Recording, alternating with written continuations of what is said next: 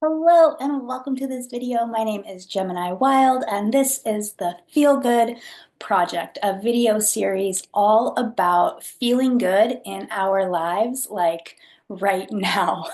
So today we're going to talk about how to feel good when you don't feel good. And that is the million-dollar question, right? Like how do we do it when things aren't working? How do we navigate? How do we orient ourselves?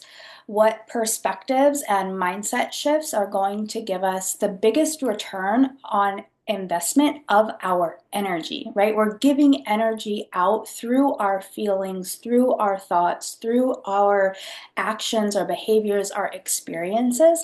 And if we're coming from a place of really not feeling good, not feeling aligned, not feeling resonant, it's going to give us a crunchy ROI. The return on investment is going to go down, and we end up feeling depleted and like we aren't getting anywhere.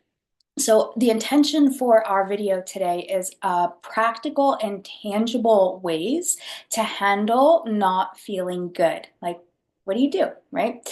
And ultimately, we are trading our life force, our precious currency, our time in how we feel. So if we're just day in, day out, kind of curmudgeoning through it, our quality of life is going to be diminished. Our radiance is going to be diminished, and we're going to have less and less the experience that we want to have.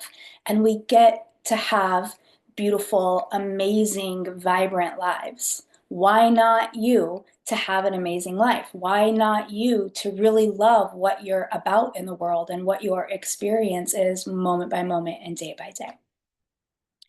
So this is a huge topic. Not feeling good is a huge topic. There's a million and one reasons why we might not feel good at multiple points throughout a day, right? So there's everything from deep loss, right? Like maybe we're going through grief, the loss of a relationship, the loss of a loved one, the loss of an identity, all the way over to the other side of the spectrum, which is like they said your name wrong at the coffee shop, or someone didn't use their blinker in front of you, right? Like maybe some more like categorically, excuse me, minor,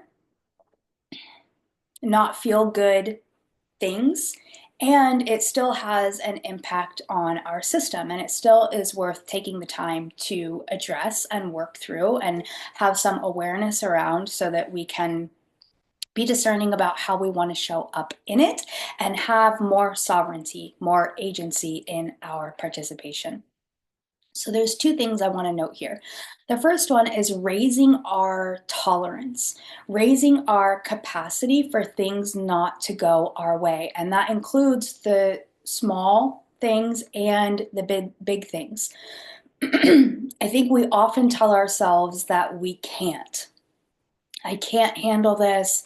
It's too much. I'm overwhelmed, which is valid. Your feelings are valid. And what we say is that during times of intensity, the opportunity is to expand the capacity of our energetic circuitry. So we get stronger, we get more resilient, we build our muscles for tolerance and capacity of experience.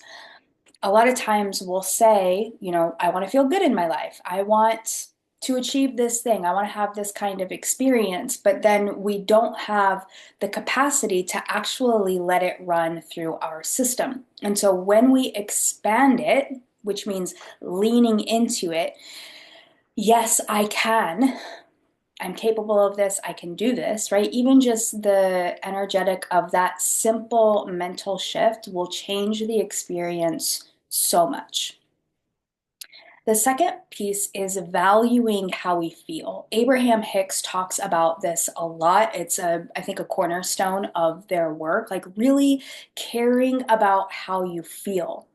And so instead of just swaying with whatever condition is presenting itself currently, actually taking the time to be discerning.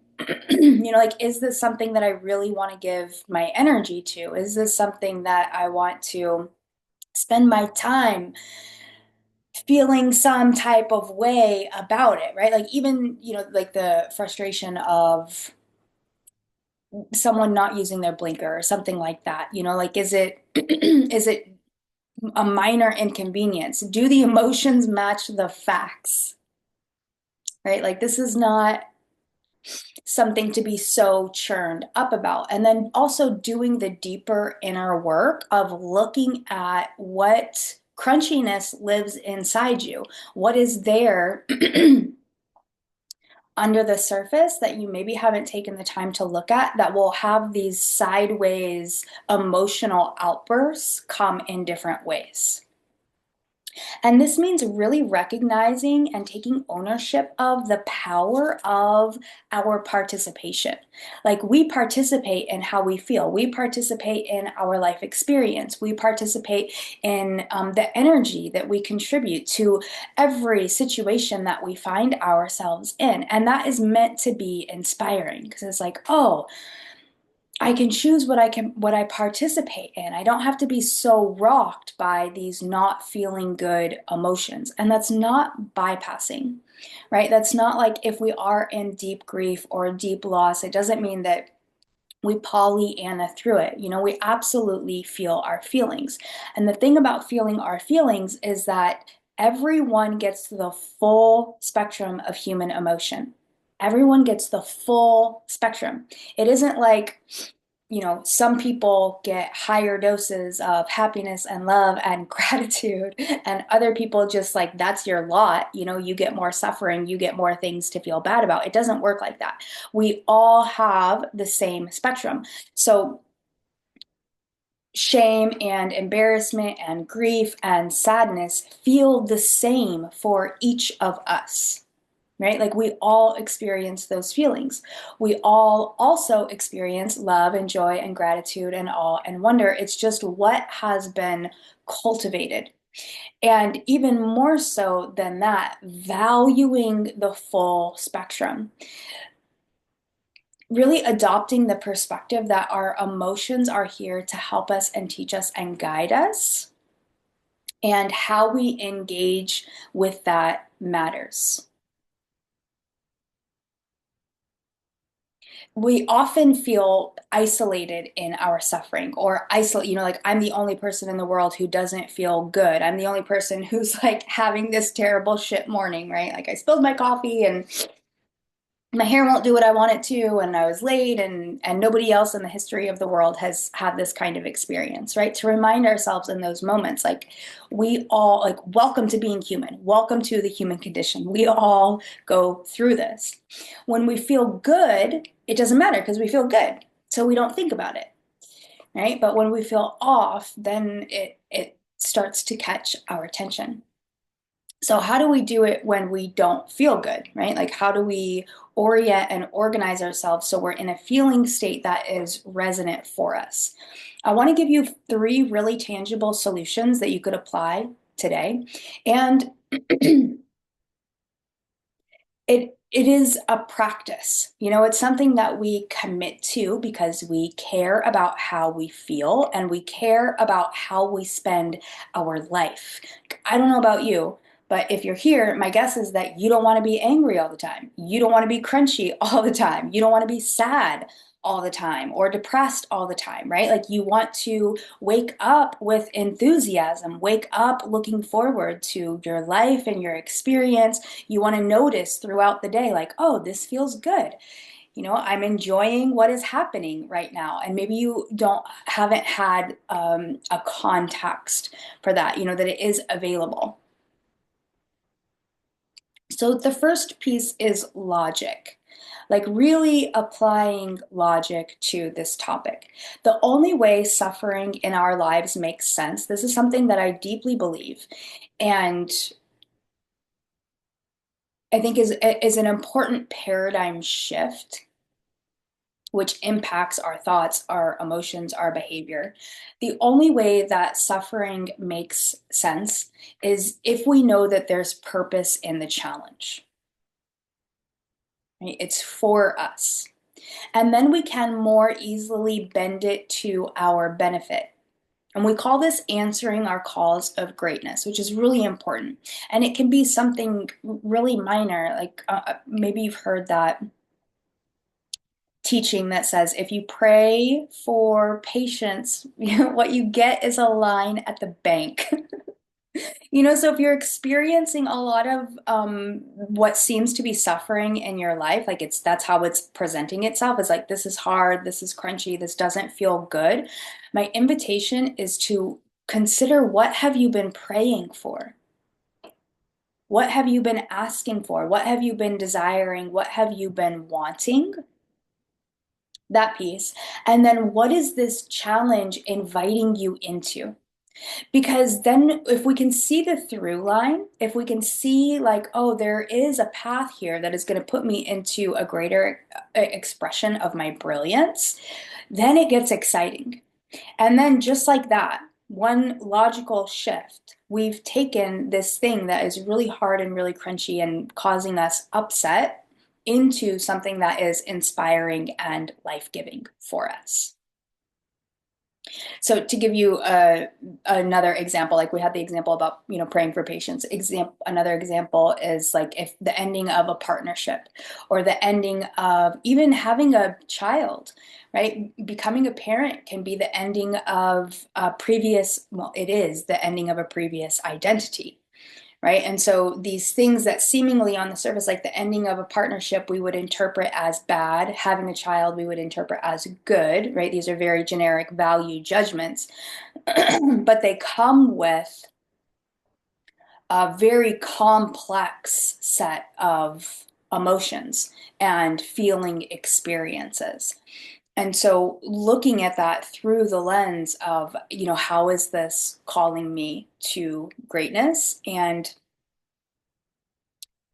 who do I have to become in order for it to make sense? We clear out the crunchy feeling and focus more on, like, I can love myself in this moment. Okay, the second one, our second tangible solution is heart. So everyone wants to be a lion until it's time to do lion shit. And it actually takes a lot of courage to feel good. I want you to just let that land for a moment. It takes a lot of courage to feel good. This is called the Feel Good Project, right?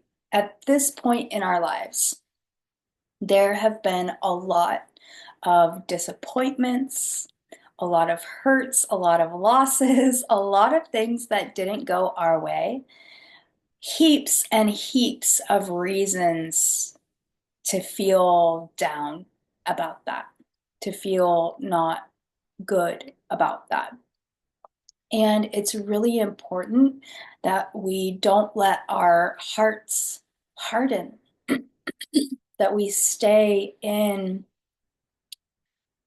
the softness of our being. And that doesn't mean weak, that means pliable and open and teachable and still available for awe and wonder. This takes a lot of courage. One of the missions of being a spiritual warrior is training ourselves to stay soft and open. So, a tangible practice for this, something that you can do today, is that when you feel your body starting to contract, and you feel that tension starting to come in, you just remind yourself, open, and say it repeatedly until you feel the body start to soften. You can also combine it with breath. Breath is always helpful, right? Creates spaciousness. A lot of times if we're contracting, we're also holding our breath. So breath, open, open, open, open. And a reminder that it is courageous to hope. It's courageous to have faith, to forgive, to release bitterness. It's courageous to meet life with appreciation and awe and wonder. And this is something to acknowledge and celebrate and honor about ourselves. Like, wow, I stayed open through that. And you can feel like even just getting one practice into your experience of working through that tension, working through that constriction, and staying soft and open through it, you can feel how it lets the energy move and it completely soothes the system, right? Rather than stressing the system. I know that if you're here, this conversation is important to you, right? Feeling good is important to you, and that is worth acknowledging and celebrating in yourself. Every time, like every time you think about it, we can never get enough celebration, enough acknowledgement, enough honoring, right? Like if it is a passing thought, it's like follow that thread. Yes, I acknowledge you. I honor you. I celebrate you. Okay. Is this helpful? Is this landing? Let me know if it is. The last one, our last tangible solution for how to feel good when you don't feel good is to say thank you. Say thank you when it's hard. This practice is so simple and it has completely transformed my life and the way that I relate to suffering. When it's hard, say thank you. So you don't have to come completely out of not feeling good, whatever that state is, in order to begin to shift it. Right? So I'm going to give you an example of the difference. Uh, I don't like this. Why me? I'm never going to figure this out. Dang it. Of course this would happen to me. Verse. Thank you for this tension in my body. Thank you for this doubt, this fear, this insecurity. Thank you for this sadness. Thank you for my ability to feel. Thank you for this challenge. Even though I don't know the solution, I know it's profoundly shaping me. Thank you. Those two tracks are going to have completely different feeling states and ecosystems of experience. You see that? Say thank you when it's hard. So, circling back around to how to feel good when you don't feel good, the whole topic of our conversation today. Overall, recognizing that it's part of the human condition to have a full spectrum of feeling, and you get a say. You get a say in how you feel. Isn't that exciting? I hope that these tools and practices are useful to you. I hope this conversation is nourishing to you, and I look forward to seeing you in the next video for the Feel Good Project. XOXO, big heart. Take care.